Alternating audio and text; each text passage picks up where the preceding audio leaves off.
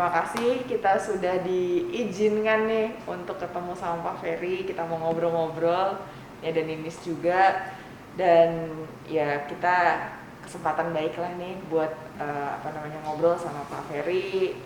Dengan sekarang Pak Ferry sudah punya status yang baru dengan tugas yang baru. Gawat nih status. Dengan tugas yang baru dan mungkin lebih menantang nih buat Pak Ferry. Kita akan kali ini saya sama Ninis mengajak Pak Ferry ngobrol. Santai aja Pak. Kita nggak deg-degan nih. Kita mau ngobrol santai soal ya kenapa Pak Ferry masuk Perindo, terus soal konvensi yang kemarin dibuat Pak Ferry, Tuan Guru Bajak, ada Mas Tama juga ya di situ. Terus isu-isu soal anak-anak muda terutama yang mungkin di-capture selama Pak Ferry dan teman-teman Perindo. Kedepannya nih buat menjelang 2024 mau ngapain aja. Jadi hari ini saya sama Ninis mau nanya-nanya sama Pak Ferry. Jadi bukan ujian ya? Bukan ujian Pak. Kalau ditanya sama Mbak Erika Barini sih berat ya. Kalau ujian tuh bukan kita lagi, itu yang udah di atas tuh ya, lantai 28 ya. Oh bedanya cuma 2 lantai ya? Cuma 2 lantai, loh iya dong harus cepet kan. Nah, siapa dulu yang mulai? Aku dulu nih kan ya. Oke. Nah, Pak Ferry ini kan Pak Ferry itu backgroundnya sebagai penyelenggara pemilu, aktivis, ya, aktif di organisasi anak muda, keagamaan dan non keagamaan gitu. Terus sekarang memutuskan untuk masuk di partai. Itu apa Pak yang jadi triggernya tuh apa? Triggernya apa ya? Wah ini panjang nih kayaknya. Saya boleh buka masker ya? Boleh. Saya di profiling atau banyak diskusi lah terkait dengan soal kepartean ini sejak pertengahan 2021. Terus 3 bulan 4 bulan kayak gitu di profiling, terus diajak, dikasih info-info terkait dengan soal kepartean. Bahkan sebenarnya tidak hanya partai Perindo, tapi dulu ada beberapa partai lain lah yang memang coba mengajak untuk bergabung. Saya tidak bisa sebutkan partainya, tapi ada beberapa kawan yang memang sangat intens sekali diskusi dengan saya, dan tentunya ini ruang yang mungkin bisa jadi sebagai bagian dari proses pengabdian yang ada. Kalau dilihat dari pribadinya sih, saya kan sudah 5 tahun nih masa idah saya di penyelenggara pemilu. Jadi boleh dong. Lebih dong Pak, kan Jawa Barat hitung dong. Enggak, kalau misalnya 2017 selesai, sekarang 2022 kan udah 5 tahun kan. Masa idah saya udah selesai nih untuk urusan penyelenggara. Jadi mungkin tidak ada konflik of interest lah kayak gitu. Itu pertama. Yang kedua ya dalam konteks proses pengabdian ya, saya pikir partai manapun kan juga sama saja kan.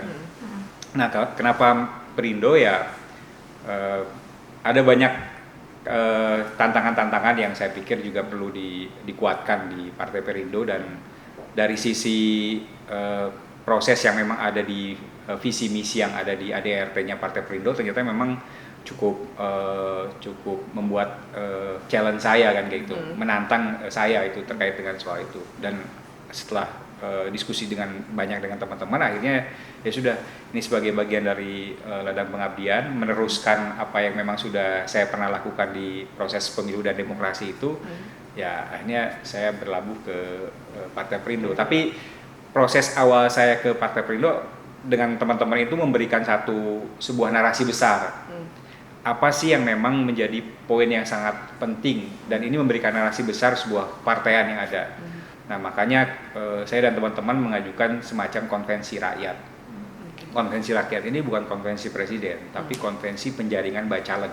Oke, jadi lebih ke calegnya. Lebih ke caleg, lebih kepada untuk urusan pemilu legislatifnya. Jadi kalau konvensi untuk presiden kan kita paham lah bahwa Perindo ini punya 2,6% yang relatif lebih sedikit dibandingkan dengan partai-partai parlemen yang memang ada sekarang. Jadi Ini yang memang perlu kita kuatkan. Nah, ternyata Pak Haritanu sangat tertarik dan juga nampaknya ingin juga mengubah wajah Perindo yang dulu pada waktu 2019 juga pernah berkontestasi seperti itu. Nah, sekarang ingin coba dikuatkan kembali. Nah, dengan membuat sebuah narasi besar seperti itu, saya pikir ini menjadi penting. Nah, itu yang kita coba tawarkan juga, termasuk membangun demokrasi digital seperti itu, membangun ekosistem demokrasi digital. Nah, alhamdulillah ternyata gayung bersambut dan itu diterima oleh Partai Perindo, dan ya saya sebagai bagian dari pengarahnya lah bersama Tuan Guru Bajang. Ya kita tahu lah Tuan Guru Bajang punya kapabilitas, dia seorang tokoh, seorang cendekiawan, seorang kiai misalnya seperti itu yang luar biasa harismanya. Kita gandeng juga teman-teman aktivis cewek misalnya Tama Langkung, ada Yuliande Darwis dari KPI. Dulu juga Mbak Titi saya undang juga, terus Renal Kasali, terus ini cuman beliau ada kesibukan gitu kan. Ini sebagai bagian dari tim pengarah. Jadi saya belum masuk partai. Belum masuk partai. Nah, setelah berproses ya dan lain sebagainya, banyak memberikan masukan dan juga ikut terlibat dalam konvensi rakyat. Ya mungkin pimpinan partai di sini juga ingin merangkul semuanya dalam pola bagaimana mekanisme proses kepartaian ini bisa terus berjalan, apalagi nanti menghadapi pemilu 2024 seperti itu. Jadi itu Mbak, prosesnya singkatnya lah seperti itu ya. Panjangnya nggak usah ya Mbak ya? Panjangnya nggak usah. Kenapa harus akhirnya saya berlabuh ke Perindo ya, dan banyak ya catatan-catatan, banyak hal-hal dan juga banyak warna-warna yang saya yakin partai ini sebenarnya partai yang bisa maju. Partai ini adalah partai yang kalau diupayakan dengan kolektif kolegial, dengan bebarengan, dan ini bisa kerja gawe bersama, saya pikir ini bisa maju. Apalagi dimotori oleh seorang Haritanu yang notabene dia pengusaha yang konsen terhadap urusan-urusan ekonomi, seperti itu. Jadi isunya ekonomi ya Pak? Ekonomi. Nah ini karena kan mekanisme demokrasi itu kan urusannya kesejahteraan. Yeah. Demokrasi dijalankan oleh pemilu untuk memilih pemimpin untuk kesejahteraan. Nah, ini agak sedikit nyambung gitu kan terkait dengan soal itu. Nah, kenapa enggak ini coba dikuatkan terkait dengan soal itu. Nah, saya pikir ini menjadi poin yang penting, yang strategis, yang bisa dikuatkan oleh partai sebagai partai walaupun namanya persatuan sebagai bagian tidak terpisahkan dalam mekanisme yang ada di kita, tapi ada goalsnya yang penting adalah soal bagaimana membuat Indonesia sejahtera. Nah ini yang saya pikir ini PR besar yang harus dilakukan oleh kepartaian. Dan untuk ke depan, apalagi untuk kedepannya gitu. Mungkin sekarang setelah COVID itu kan yang orang mulai bangkit ekonominya, kemarin terpuruk selama 2 tahun, sekarang udah pada mulai harus bangkit lagi. Penting.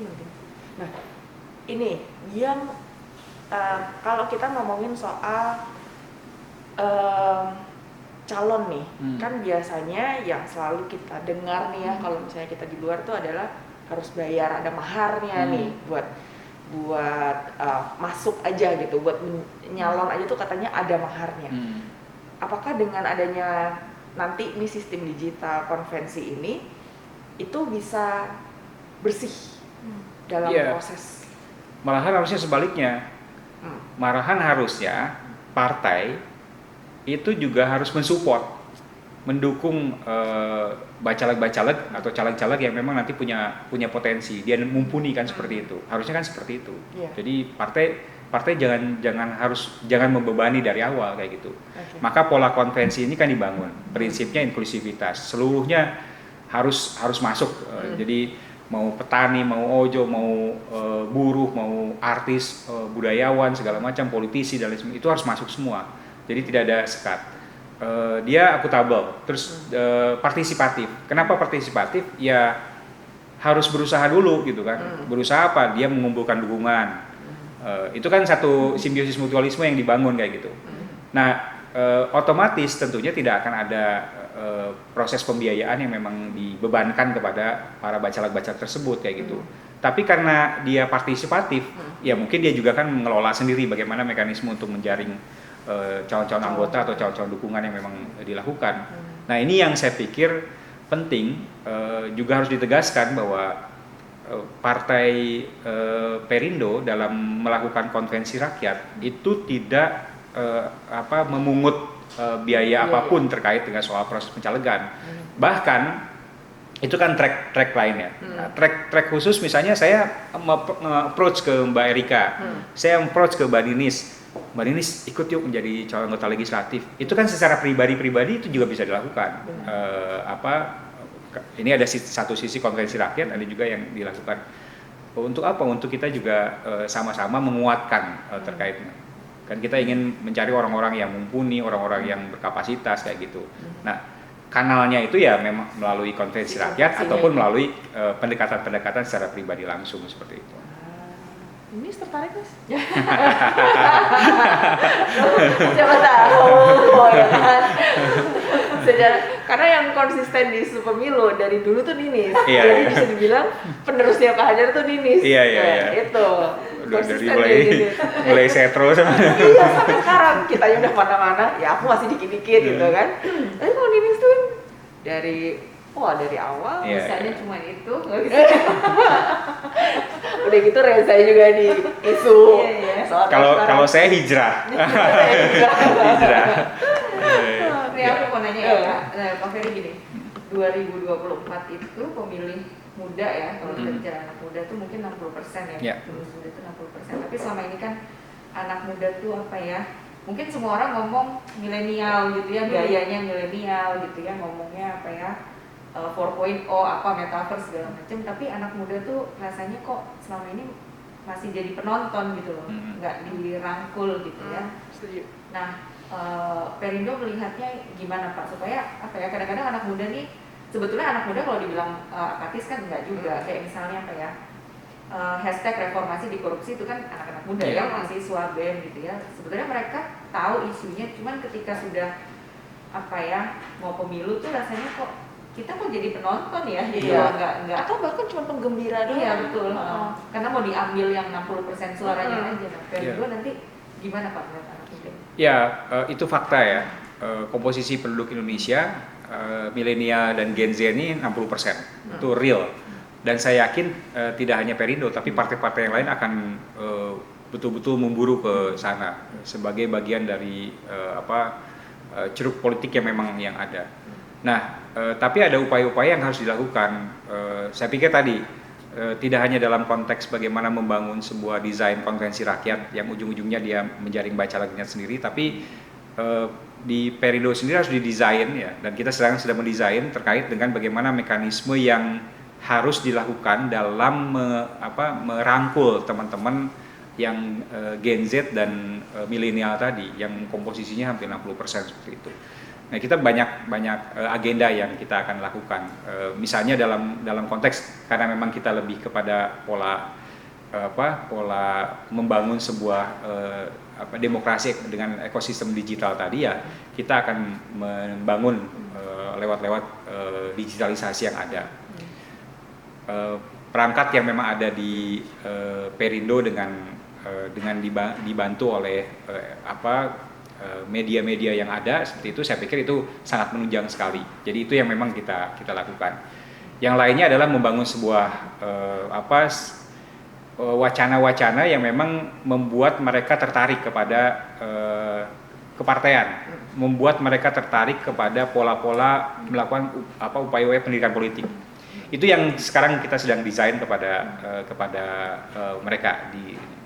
Nah, yang ini yang harus diupayakan. Jadi kalau misalnya memang hanya sebatas untuk merekrutnya nanti di ujung saja, saya pikir nanti kita bisa jadi tinggalkan. Tapi kita akan upayakan itu terus-menerus continue. Seperti gini, Partai Perindo sekarang sedang mengupayakan gerobak Perindo.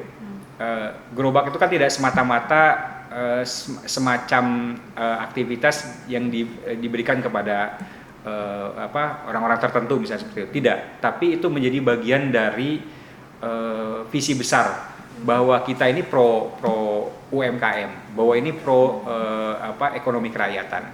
Nah, upaya-upaya seperti itu dibangun. Nah, tapi tidak hanya dibagikan saja, tapi juga harus ada maintenance. Jadi dibantu proses permodalan dan lain sebagainya, sehingga upaya-upaya memberikan kail kepada para masyarakat itu ada. Nah, ruang-ruang seperti itu kan juga harus dilakukan kepada generasi milenial dan generasi Z. Tidak hanya dalam konteks proses pendidikan politik, tapi juga ruang-ruang memberikan misalnya ada pelatihan-pelatihan terkait dengan soal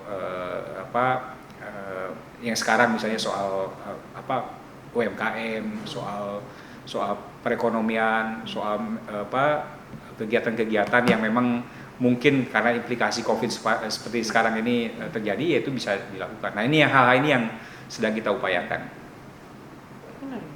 Nah, sekarang kalau kita ngomongin isu anak muda nih Pak, apa sih isu apa yang benar-benar di capture nih sama, selain soal ekonomi tadi ya, di capture sama Perindo? Saya ingin melihat bahwa partai ini adalah partai gagasan. Partai ini adalah partainya anak muda. Partai ini adalah partai yang memang bisa meraih dan merangkul anak-anak muda sebanyak mungkin. Nah, yang kita coba kuatkan di sini adalah membangun sebuah desain-desain yang memang lebih kreativitas dan karikatif. Seperti apa misalnya? Banyak kegiatan-kegiatan yang dilakukan misalnya dalam selain hal-hal yang memang lebih konvensional dilakukan soal webinar-webinar dengan meraih mereka, bisa aja bagaimana cara mendapatkan job, pekerjaan dan lain sebagainya seperti itu. Tapi juga ada ruang-ruang yang memang kita lihat ada semacam mekanisme yang tidak dibangun oleh yang lain, misalnya seperti itu, dalam hal misalnya membantu mereka untuk terlibat di dalam aktivitas proses perekonomian atau kesejahteraannya atau membangun ekonomi kerakyatannya. Itu yang kita capture sebagai bagian yang saya pikir itu harus diupayakan dengan optimal oleh partai seperti itu. Partai kan bukan sinterklas. Partai itu kan alat agregasi dan artikulasi kepentingan. Partai itu hanya bridgingnya, menjembatani. Yang memang punya upaya-upaya yang secara langsung ini adalah pemerintah tentunya. Dan juga tentunya dengan kondisi-kondisi kekinian sekarang. Nah, sekarang gimana partai harus berperan untuk itu, melihat kondisi-kondisi yang ada. Apalagi di era disruption sekarang misalnya, tidak hanya soal climate change dan soal COVID, tapi yang tadi yang soal 4.0, revolusi industri 4.0. Ya kenapa misalnya nggak dioptimalkan urusan-urusan Internet of Things, misalnya big datanya. Kalau sekarang kan big data banyak dustanya gitu kan. Kita ngomongin big data yang lain ya.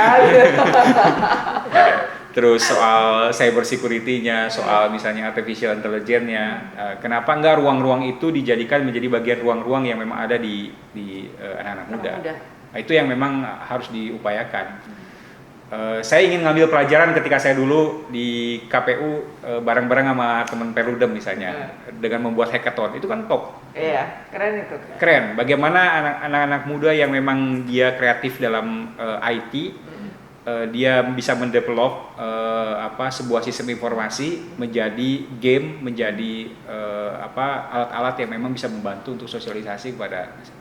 Nah, ini juga sedang kita desain terkait dengan soal itu. Jadi ini yang kita lakukan. Jadi ruang-ruang itu yang memang akan digunakan oleh anak-anak muda untuk dia berkreativitas, yang ujung-ujungnya adalah dia punya semacam benefitnya, keuntungannya dari aktivitas, terutama soal ekonominya. Karena memang ini yang memang sedang kita coba lakukan, dan gagasan ini saya pikir yang bisa jadi mungkin di yang lain juga ada, tapi ini yang harus kita coba terus putar. Aduh, mulai. Ini pertanyaan yang lain. Pertanyaan berikutnya. Kayak ujian ya, Kayak ujian Berat. Biar aja Berat ya. jawab gitu.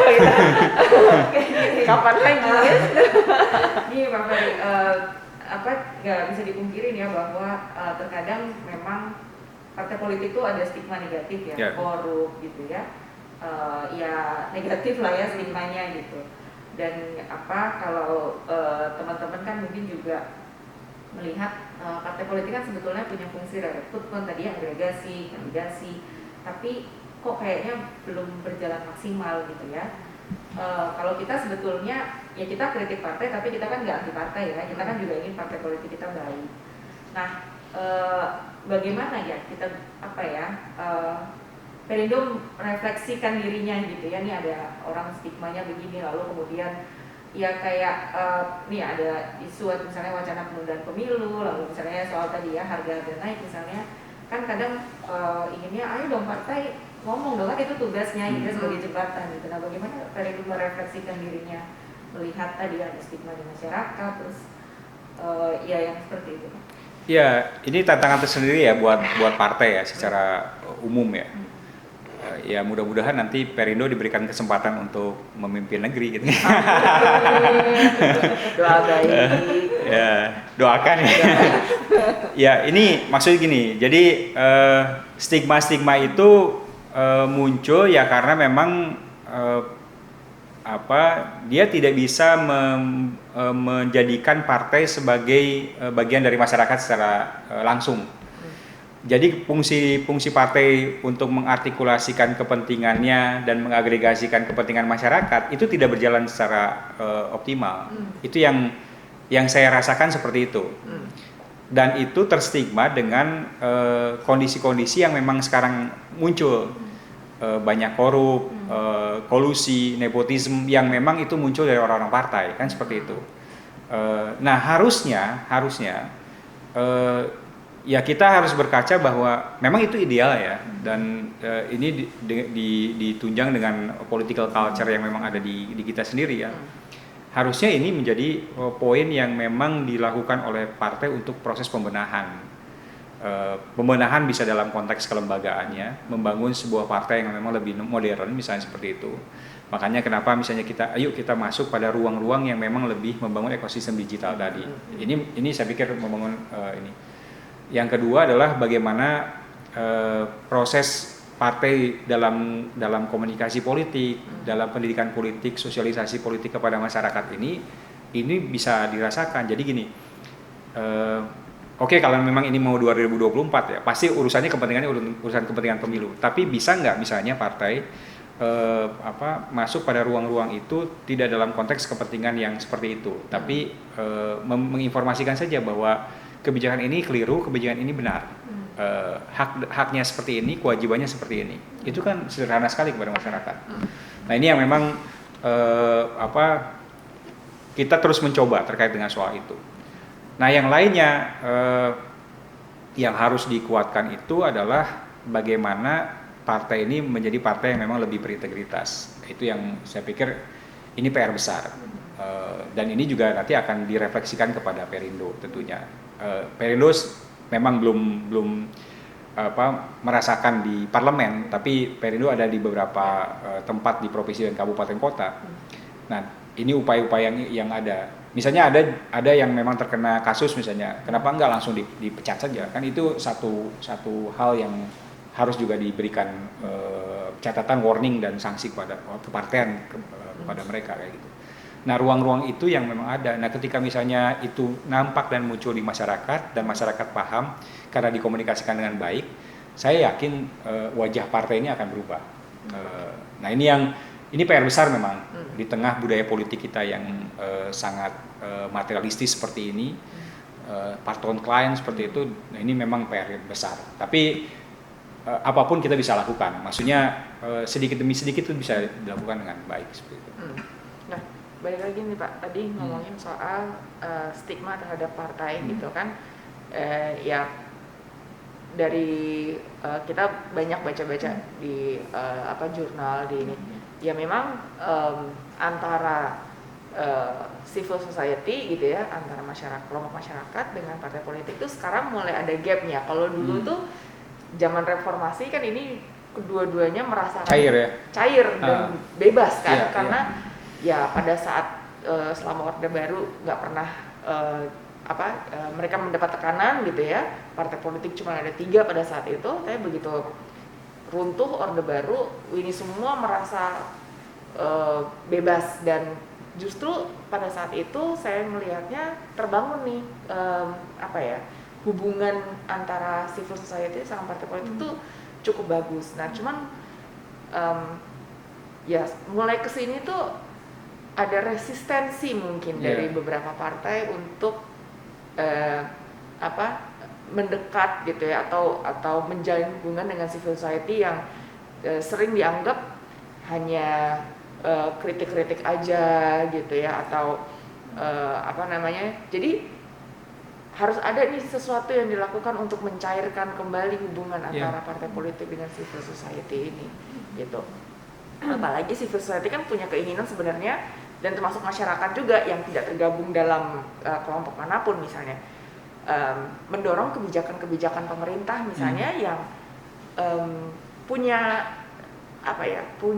dampak besar buat mereka. Misalnya nih sekarang lagi ngomongin RUU tindak pidana anti kekerasan seksual gitu. Terus ada soal pekerja rumah tangga gitu. Perindo walaupun tidak ada di dalam di DPR, apa yang bisa dilakukan oleh Perindo nih Pak untuk mendorong agenda-agenda itu? Yang pertama soal tadi ya, soal yang terkait dengan simbiosis mutualisme atau soal sinergitas yang ada. Ya saya pikir ini menjadi penting sekali ya. Mungkin ini koridornya lebih kepada soal isu, soal aktivitas yang dilakukan berbeda antara partai dengan civil society, sehingga civil society menganggap bahwa ini lebih genuine, lebih murni misalnya seperti itu. Sedangkan partai mungkin sudah terkooptasi tanda petik gitu kan, sehingga agak berbeda di situ. Nah ruang-ruang seperti itu harus dicarikan kembali. Jadi partai itu kan representasinya dalam konteks bagaimana membangun politik yang lebih adiluhung misalnya, itu kan lewat tangan-tangan di legislatif dan eksekutif. Nah kenapa enggak misalnya, karena partai kan masih ruang sebuah institusi politik gitu kan, agregator dia kan. Ya kenapa enggak ini nyambung dengan civil society, karena sama-sama isu yang dibangun. Nah bahwa kemudian nanti disalurkan kepada kepada eksekutif dan legislatifnya, itu yang memang menjadi tugas partai yang memang ada. Jadi civil society dia memberikan ini kepada partai, mengartikulasikan kepada partai mengagregasikan kepada eksekutif legislatif. Kayak itu mekanisme yang harusnya dibangun. Kalau misalnya nggak seperti itu agak repot. Cuman karena mungkin tadi soal gerak langkah, soal isunya memang agak berbeda, dan bisa jadi itu menjadi sensitif ya terhadap partainya, maka ini agak terpinggirkan kayak gitu, sehingga itu tidak pernah nyambung dengan apa yang memang dilakukan. Nah mungkin ke depan perlu Mbak. Nah itu yang pertama. Yang kedua, jadi ini PR ya buat Pak Ferry. Iya ini kerja berat. Saya yakin bukan Perindo saja, tapi partai yang lain juga pasti ingin membuat sebuah idealitas seperti itu. Tapi kan juga larut dengan urusan-urusan yang sangat keseharian misalnya, apalagi menjelang pemilu. Urusannya adalah bagaimana kita menang kan kayak gitu. Nah gitu kan, bagaimana kita meraih massa sebanyak-banyaknya kan gitu. Tapi ya nggak apa-apa, ini kan sambil berjalan. Dan saya sangat meyakini sebuah proses. Jadi proses ini akan terus berjalan, dan pasti dari proses itu akan muncul sebuah legacy yang memang baik sekali.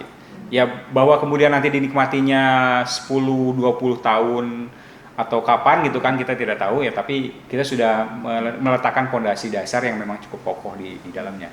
Itu yang pertama. Yang kedua, soal apa yang memang dilakukan dengan isu-isu terkini. Memang betul Mbak, karena memang Perindo tidak masuk pada lingkaran atau tidak masuk pada wilayah DPR misalnya seperti itu. Ya kita memberikan semacam statement, memberikan semacam masukan-masukan melalui media, kita sering. Jadi misalnya isu apa yang memang sekarang muncul, misalnya, oh ya ini isu ini kita harus sampaikan melalui media, atau enggak kita langsung misalnya dengan pengambil keputusan misalnya karena memang Perindo ini kan termasuk salah satu koalisi juga misalnya dengan pemerintah. Kenapa enggak kita langsung misalnya dengan Pak Jokowi untuk hal seperti itu yang langsung.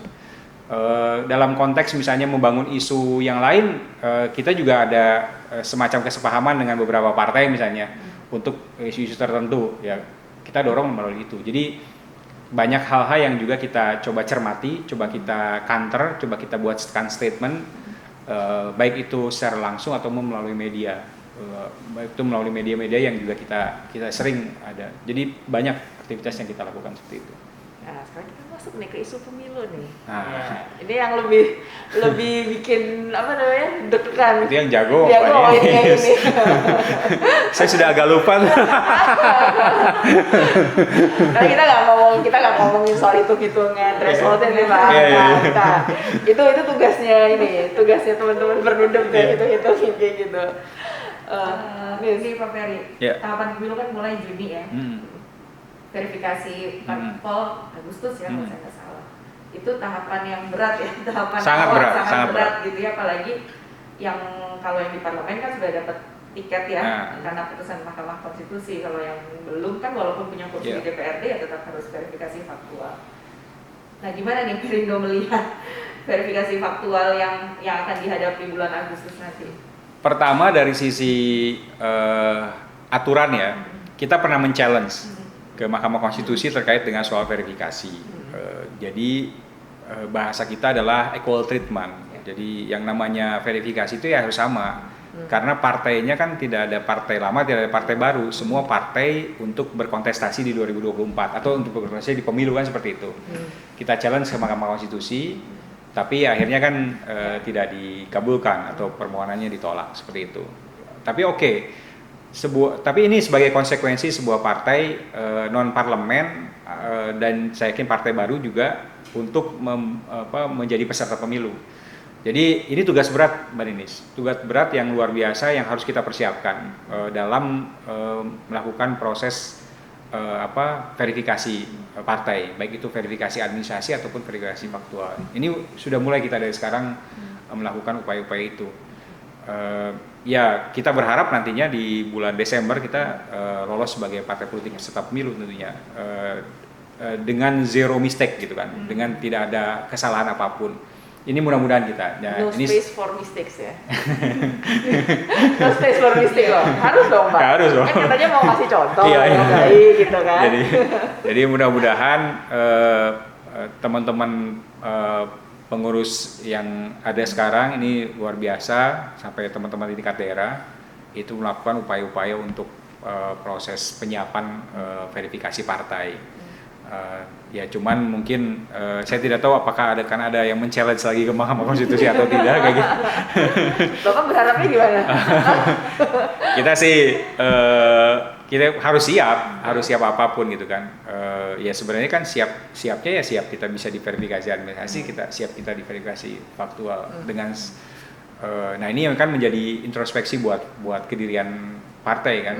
Berarti kan partai harus siap, partai harus menjadi partai yang modern. Apalagi kalau misalnya KPU betul-betul menerapkan sistem informasi partai politik, SIPOL misalnya. Itu kan luar biasa. Jadi kita betul-betul harus menginput, dan itu kan kita bisa lihat bahwa ternyata serius nggak nih partai dalam menginput keanggotaan misalnya seperti itu. Ada nggak kegandaan dengan partai-partai lain kayak gitu. Ini juga introspeksi buat partai lain. Jangan sampai juga mengambil ada yang memang di kita kan seperti itu. Itu yang juga harus kita lakukan. Jadi Mbak Ninis, memang salah satu hal yang sangat fundamental mendasar di sini untuk menjelang kontestasi 2024 itu adalah Perindo harus lolos menjadi peserta pemilu. Karena itulah sebuah awal cita-cita untuk dia masuk, apalagi membuka ruang soal politik kesejahteraan tadi kan. Kalau misalnya itu tidak masuk ya agak repot juga kan seperti itu. Jadi ini yang sedang akan dan terus kita persiapkan di dalam aktivitas proses kepartean yang ada. Dan ya otomatis saya akan banyak terlibat di dalamnya terkait dengan soal verifikasi partai kayak gitu. Gitu. Mudah-mudahan lancar lah. Termasuk soal keterwakilan perempuan ya Pak? Oh apalagi itu kan sudah pasti itu PR banget. Selain soal apa kepengurusan, soal ya kita juga berharap nanti dalam konteks proses pencalegan pun kan jelas gitu kan ada 30%. Kalau itu menjadi perhatian. Ya. Apa nih strateginya Pak? Loh, harus dong udah dipersiapkan lagi. Karena kan strategi mana dulu nih? strategi untuk ini, maksudnya kita bisa, maksudnya Perindo bisa lebih banyak merekrut perempuan-perempuan gitu ya, bakal calon perempuan yang memang kompeten, memang yang punya apa namanya kualitas yang mumpuni gitu. Kan selama ini yang selalu jadi pembicaraan gitu ya, yang selalu juga jadi concern adalah ketika jelang pemilu partai politik tidak mencukupi keterwakilan 30% perempuannya, akhirnya siapapun yang ada di dekatnya gitu ya, kerabatnya, terutama kerabat-kerabat elit partai ataupun misalnya tetangganya siapa, diajak masuk hanya untuk memenuhi persyaratan itu. Mudah-mudahan ya dengan konvensi rakyat ini, detailnya saya belum dapat info lebih lanjut. Ini betul-betul menjadi perhatian kita karena semangat inklusivitas tadi kan ada di dalamnya. Jadi itu bisa ada ruang yang memang bisa lebih. Teman-teman marginal, teman-teman disabilitas, teman-teman perempuan, teman-teman kaum muda misalnya seperti itu bisa masuk melalui konvensirakyat.com misalnya seperti itu. Itu kan tidak terbatas kan gitu kan. Nah, itu yang ada. Yang lainnya ya tadi approach kita pendekatan secara langsung kepada Mbak Ninis, kepada Mbak Erika gitu kan, dan kepada perempuan-perempuan tangguh lainnya gitu kan, untuk kita sama-sama membangun Partai Perindo dalam hal ini. Memang mungkin orang membayangkannya, ini partai yang memang belum masuk parlemen jadi belum teruji dan lain sebagainya. Oh ya, kalau misalnya seperti itu ya memang agak problem, tapi kalau misalnya kita sama-sama kita mencoba mendesain dan membangun dari awal, saya yakin itu kita akan lakukan karena semangat itu kan sudah dimunculkan nih. Misalnya di konvensi rakyat ini ada komite eksekutif. Komite eksekutifnya ketua bersama. Di situ ada saya dan ada Mbak Angela. Jadi dikombinasikan antara laki-laki dan perempuan. Itu sebenarnya simbol bahwa kita memang memperhatikan hal-hal tersebut seperti itu. Jadi ini ruang-ruang ini yang terus akan kita coba lakukan. Soal strategi detailnya banyak ya, tentunya hal-hal yang memang dilakukan oleh kepartean dalam merekrut, yang nantinya porsinya sebenarnya kita sekarang konsen dulu di verifikasi, walaupun seiring sejalan kita melakukan proses penjaringan, ya tapi nanti ketika kita nanti ditetapkan sebagai peserta pemilu, mungkin nanti akan ada upaya lain yang memang kita lakukan dalam proses penjaringan.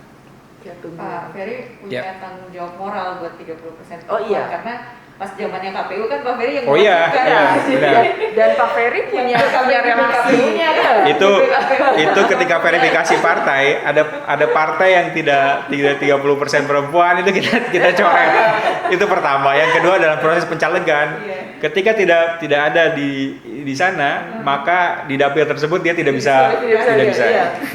Dan udah gitu, masalahnya Pak Ferry ini dekat dengan teman-teman yang selalu mendorong soal itu, karena ada Mbak Titi, ada Ninis, ada Mbak Wida. Makanya saya berharap nanti saya akan melakukan pendekatan secara khusus spesial kepada Mbak Ninis, kepada Mbak Erika, kepada Mbak Titi. Yuk kita sama-sama membangun Perindo. Namanya Ninis sudah dicatat ya.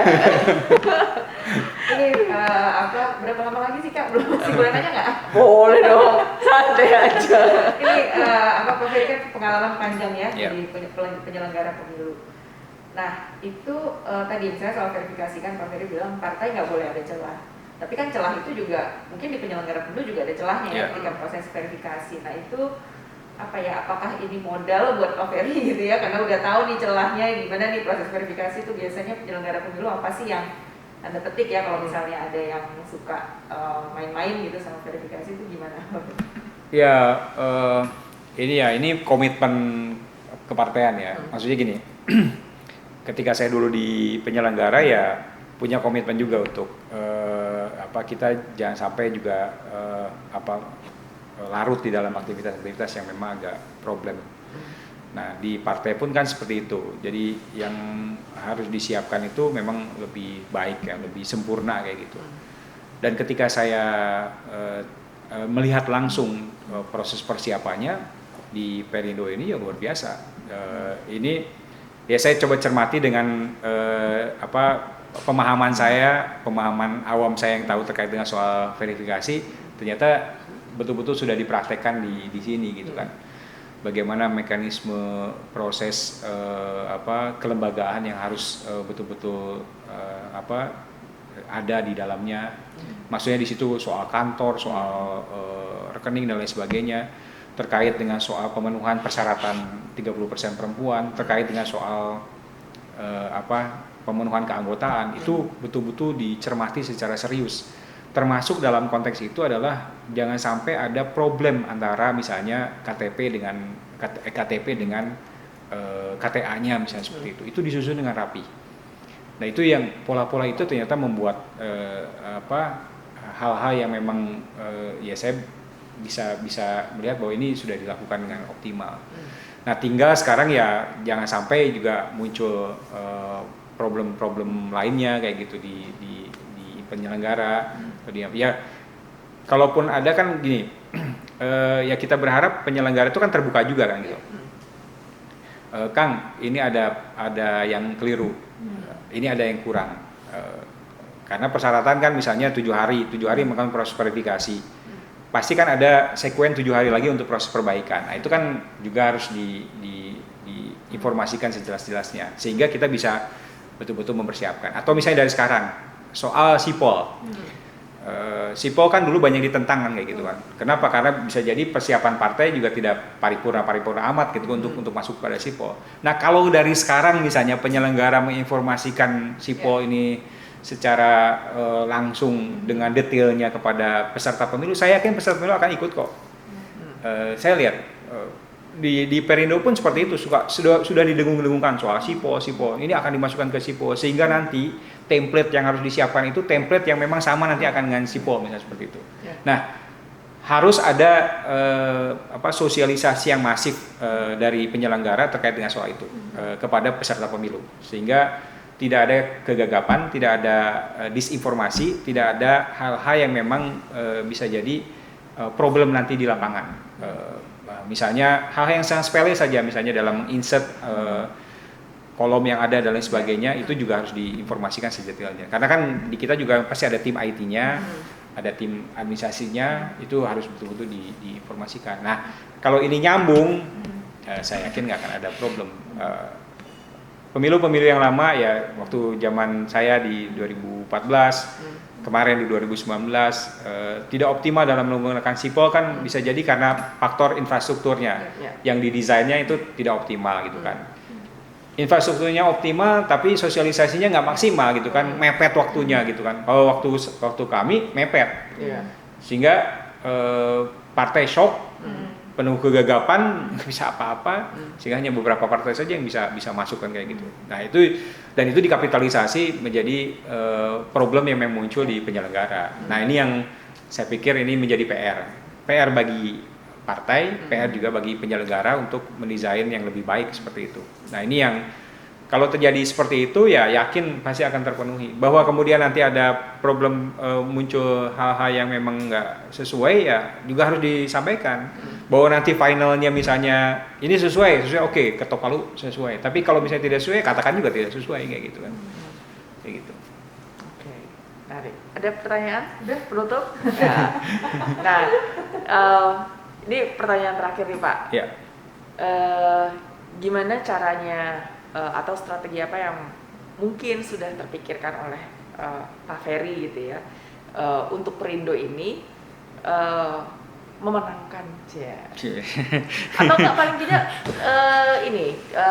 ada dapat kursi di DPR? Ya, itu goals kita, tujuan kita ke sana. Jadi pertama yang harus kita kuatkan dan kita harus optimalkan itu adalah kita lolos menjadi peserta pemilu. Jadi berarti verifikasinya harus verified, betul-betul sesuai, baik itu administrasi ataupun nanti di faktual seperti itu oleh penyelenggara. Itu yang pertama. Yang kedua adalah goals yang kedua yang sangat penting adalah kita melewati parliamentary threshold 4%. Kita nggak akan muluk-muluk, maksudnya kita tidak, ya syukur-syukur misalnya kita bisa seperti halnya Demokrat di 2004 ataupun Gerindra di 2009 misalnya seperti itu, dia rising star misalnya seperti itu. Di politik itu kan pasti bisa saja terjadi kan kayak gitu. Atau PDIP di 99 misalnya seperti itu ketika terpuruk, atau Golkar yang di 2004 kan bisa saja, dan itu juga bisa terjadi di Perindo kan kayak gitu. Jadi ya, tapi target kita adalah bisa masuk di parliamentary threshold, bisa masuk ke parlemen di Senayan tentunya. Jadi itu yang ya desainnya banyak. Dalam sistem pemilu itu kan yang harus kita cermati kan soal distinct magnitude-nya seperti apa. Bagaimana pola yang ada di distinct magnitude. Tentunya dengan ditunjang oleh data-data kepemiluan yang memang ada seperti itu. Data perolehan kemarin kita coba lihat, terus yang paling penting lagi adalah soal kandidasinya. Itu juga penting. Butuh orang-orang yang mumpuni, butuh orang-orang yang memang punya kapasitas yang ingin ikut bergabung dengan kita, dan tentunya punya semacam magnet elektoral yang memang saya pikir bisa memberikan power, kekuatan suara di dalam aktivitas itu. Jadi itu yang kita akan coba lakukan. Ini akan berlomba dengan partai lain tentunya yang sudah established, apalagi partai-partai parlemen yang luar biasa, dia bisa reses setiap saat dan ininya. Ya kita kan baru ya, tapi ya apapun bisa dibulak-balik. Dan itu Tuhan sudah menjanjikan itu. Dengan adanya Pak Ferry di situ. Kita harus ada ikhtiar, kita sudah luruskan niat, ada ikhtiarnya, kita harus transcendental juga kayak gitu. Ini satu yang aku terlupa nih tadi. Ini kan balik nih tadi, flashback sedikit waktu saya ngobrol sama Pak Ferry tentang Perindo. Orang itu mau bergabung ke partai politik karena merasa ada benefitnya, ada atau ada kesamaan lah gitu ya antara cita-cita pribadi dengan partai gitu. Apa yang mau ditawarkan sama Perindo buat orang-orang gitu ya, terutama misalnya kader-kader sekarang supaya mereka stay di Perindo, dan untuk yang baru? Kalau yang mau ditawarkan banyak. Ya, tapi gini, Perindo ini kan partai yang mengusung soal kesejahteraan, partai yang mengusung soal persatuan. Kebinekaan itu sunatullah, tapi persatuan itu harus didesain dari soal kebinekaan itu. Nah, itu yang bisa jadi menjadi ruang yang mungkin itu menjadi normatif ya, tapi saya yakin itu menjadi hal yang penting. Itu pertama. Yang kedua, dalam konteks memberikan ruang kesejahteraan, kalau misalnya memang kita bisa masuk pada sistem di legislatif eksekutif misalnya, ruang itu akan semakin lebih besar.